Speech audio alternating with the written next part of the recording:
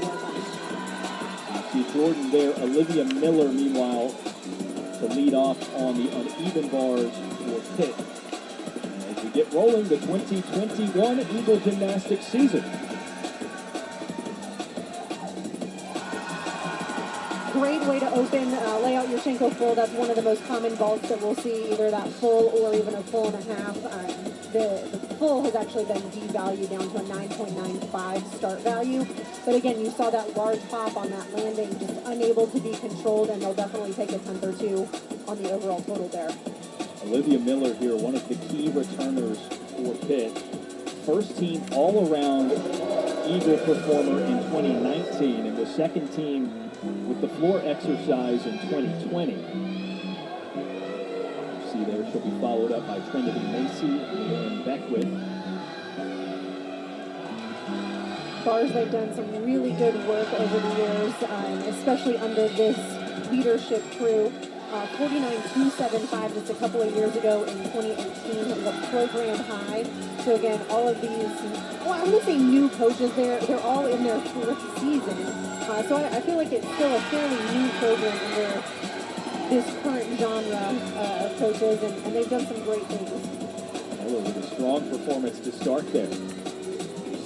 Like a pretty strong landing as well to finish things out.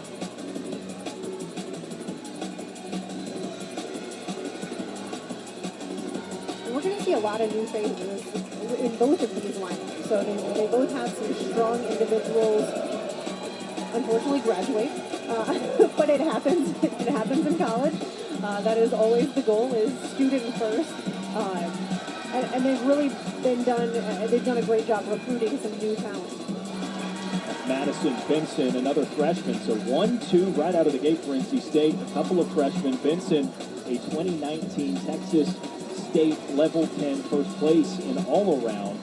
So certainly capable of doing a lot of impressive things out here. Yeah, and a very unique vault that she did, kind of the half onto the vault with the front foot off. It's a blind landing because you can't actually see the ground as you're coming down. And again, she's a freshman, some of the nerves, there's a pandemic going on. It's a lot to handle as a freshman, so I think some of that may have gotten to her. It's also a very hard floor, and they might not always practice on such a hard landing. There's Trinity Macy, and it's interesting that you bring that up, Rachel. I'm interested in your perspective because you've competed, you have coached, you have judged.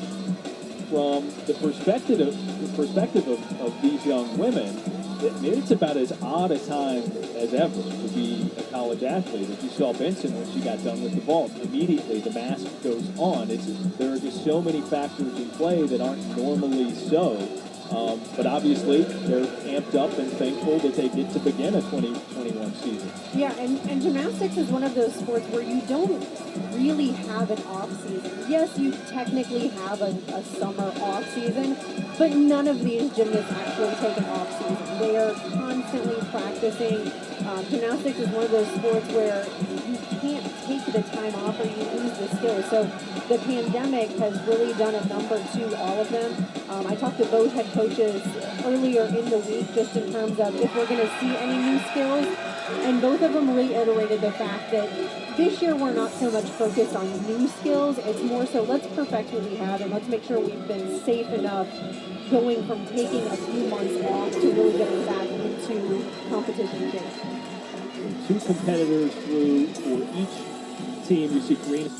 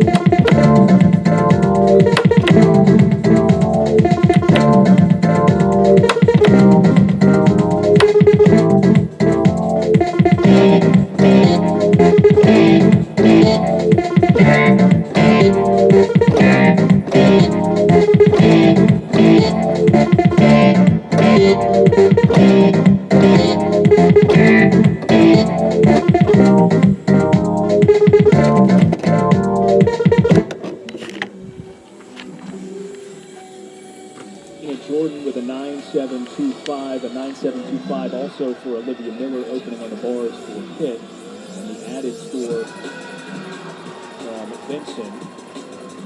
Another vault there, Haley Zarek for the Wolfpack. Another unique vault for a handspring with a double front twist. Very hard to complete the two twists, and also very hard to stick because when you're spinning and trying to land at the same time, your momentum of twisting is just going to keep you twisting.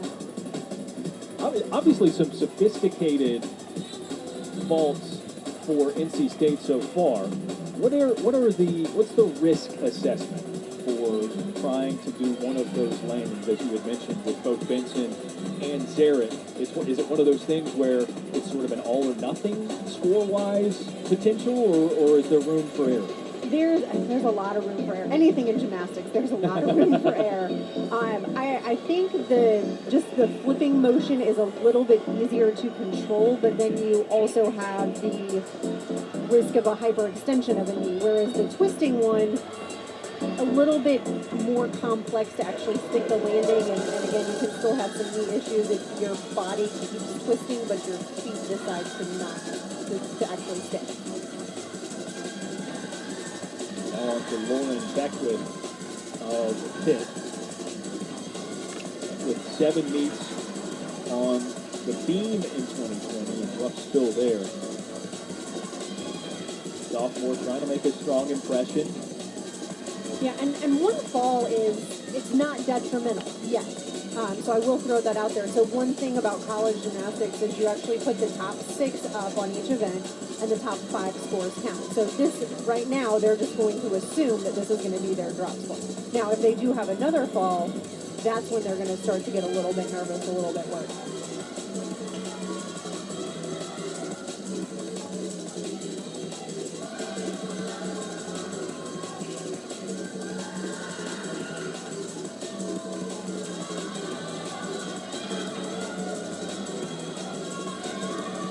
Definitely fighting on some of these movements.